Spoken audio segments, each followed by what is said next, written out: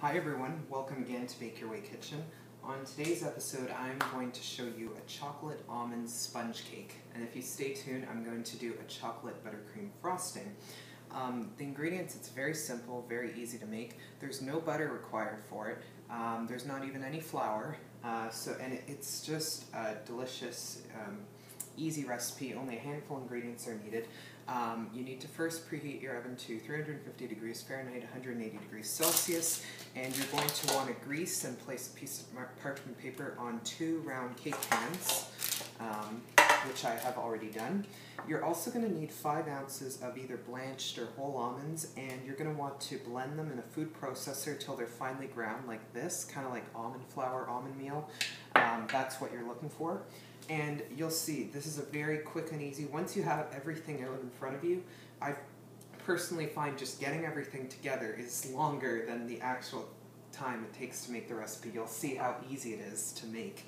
The first thing you're going to need is egg whites. And you're going to want a clean bowl, very clean. You need to make sure, just give it a good wash, because if it isn't clean, if it's dirty, the egg whites won't, they won't rise up. So we're going to need that, and a pinch of salt, or you could use cream of tartar if you have it. So just a little bit of salt, and we're going to want to beat this till stiff peaks, but you don't want them dry, so just until they hold their shape. And that'll take a few minutes, and I'll show you the next step.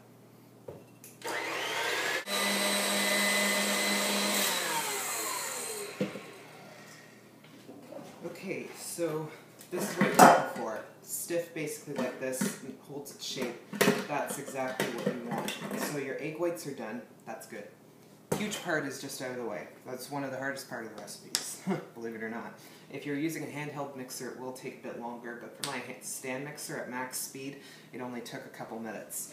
Now, in the meantime, we are going to need a whisk. I'll use this funny one. So I got 4 egg yolks here, because the eggs were separated, and some granulated sugar, just half a cup. And we're going to want to beat this until it develops kind of a bit of a pale yellow color. And one thing I forgot to mention earlier, if you can, for this recipe, I find using extra large eggs to be very good.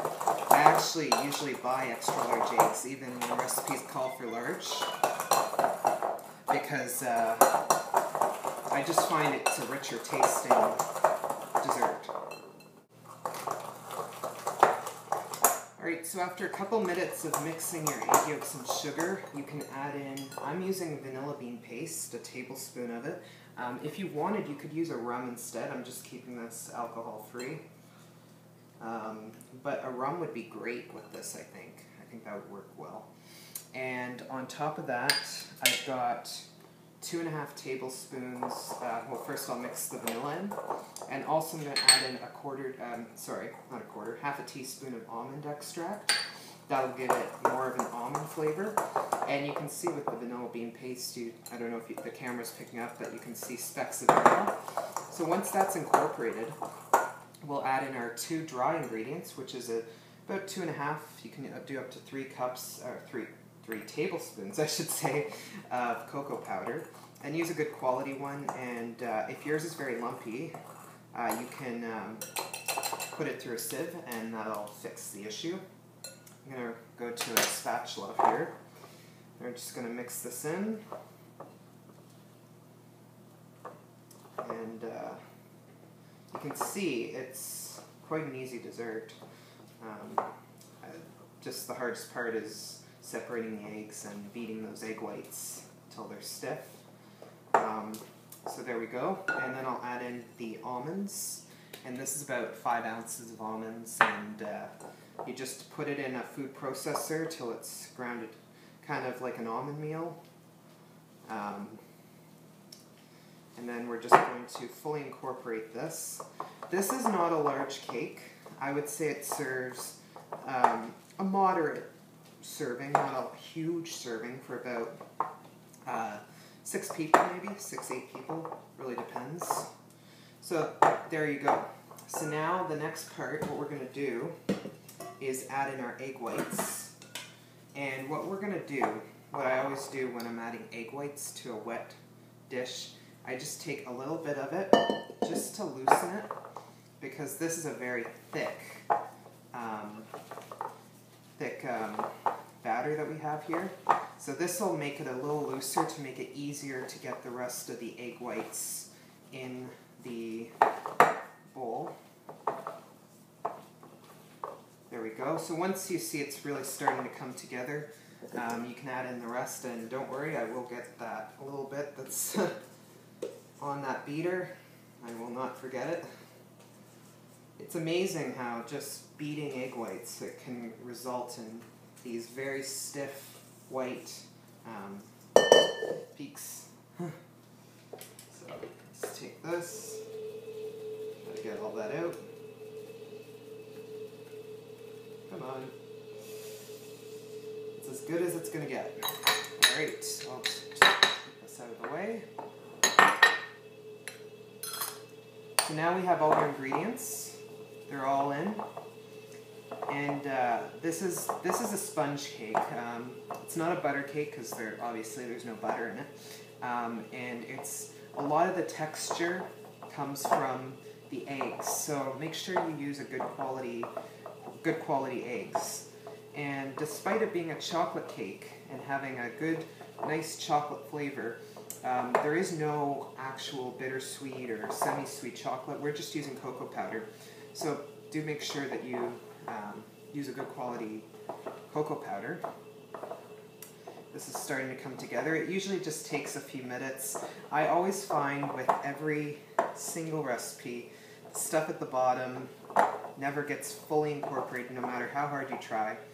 And there's always going to be specks of whites, so don't be too finicky about it. And this is it. This is our batter. And you can see, compared to a regular cake batter, it's not very big. So now what we're going to do, because we've got it now fully incorporated, we've got two lined cake pans here, and we're just going to do our best to kind of measure out. If you really want to be particular, you can get out a scale. If you're concerned, I'll definitely need to add some from the other cake pan. I didn't eyeball this really well.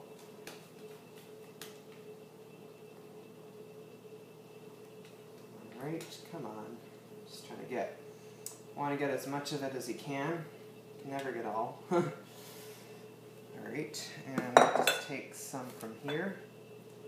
As I mentioned, this is not a large dessert. I mean, if you're feeding a crowd, like a huge crowd, this would probably not be the best recipe, but if you've got a small gathering, this is a great idea.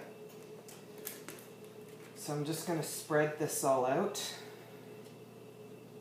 and I'm just going to see, out of curiosity, I will get my scale out just to see how accurate I am, because I am like that. Alright, so I now removed the cakes from the oven. As you can see, they did move in a little bit, and you will notice that it could sink just a little bit. That's completely normal. So what we're going to need to do is let this cool. So I would let it sit for at least 5 or 10 minutes, then transfer it to a wire rack to cool completely. And you can serve this on its own or with whipped cream, or if you stay tuned to my next video, I will be doing a chocolate buttercream frosting, which you may want to consider for this delicious cake. I hope you enjoyed this video. If you have any questions, please leave them down below. Thanks for watching, and I'll see you next time.